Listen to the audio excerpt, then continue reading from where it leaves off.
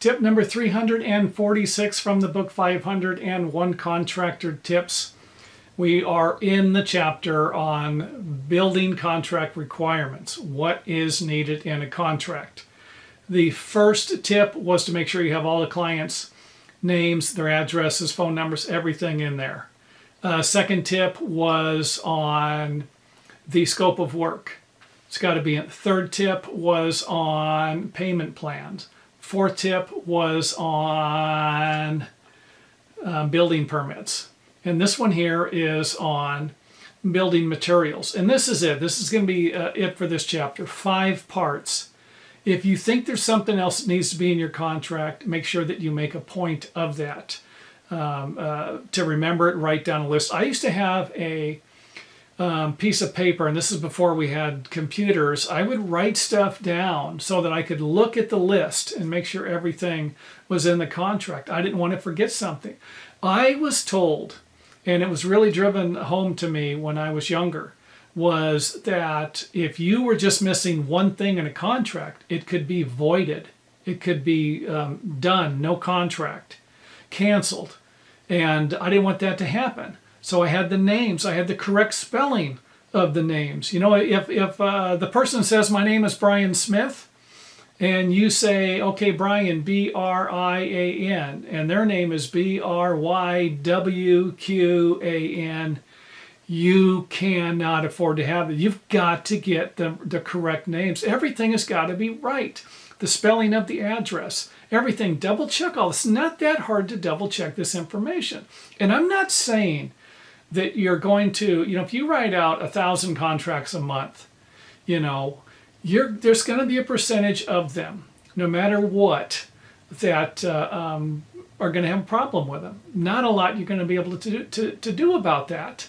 You know, if you're writing out 100 contracts a decade, you should be right on the money on this. And again, smaller jobs might not be as big of a deal.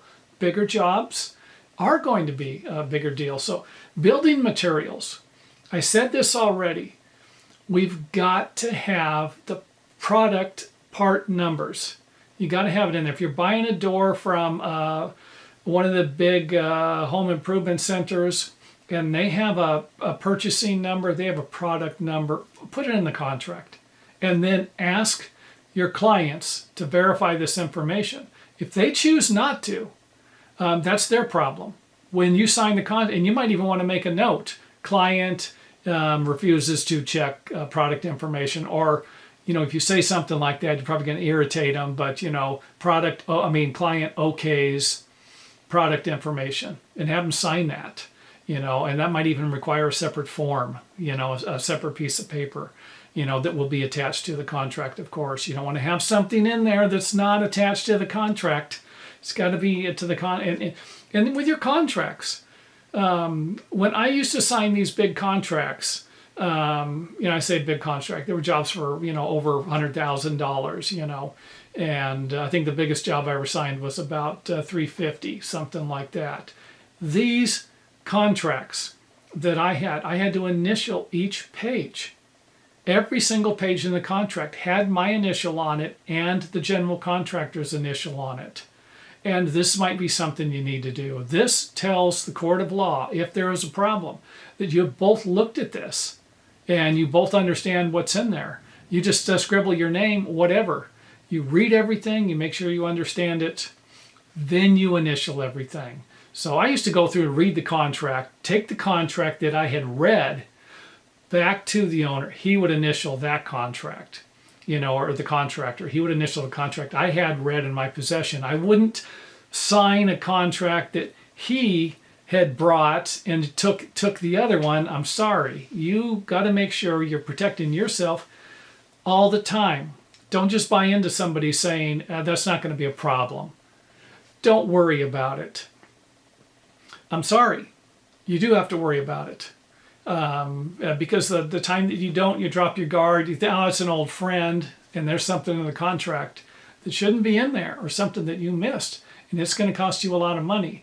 And realistically, that's what most of these tips are about.